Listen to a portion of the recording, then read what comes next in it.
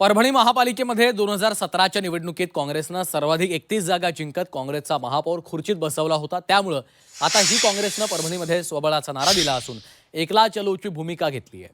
परभणी महापालिकेच्या निवडणुकीत काँग्रेससाठी पोषक वातावरण आहे। आम्ही स्वबळावर निवडणूक लढवून सत्ता आणू एवढी ताकद काँग्रेसची असल्यानं आम्ही महाविकास आघाडीबरोबर नव्हे तर स्वबळावरच निवडणुका लढवणार असल्याची माहिती माजी आमदार तथा भाजपचे जिल्हाध्यक्ष बाबाजानी दुर्राणी यांनी झी24 तासला दिली आहे। नाही, आमचा प्रयत्न स्वतः बळावर लढण्याचे आहे। काँग्रेसचा प्राबल्य गेल्या निवडणुकीला काँग्रेस पक्षाचा महापौर होता आणि काँग्रेस पक्षाचे 30 नगरसेवक निवडून आले होते। आता राष्ट्रवादी काँग्रेस बी त्यावेळेस 18 नगरसेवक होते।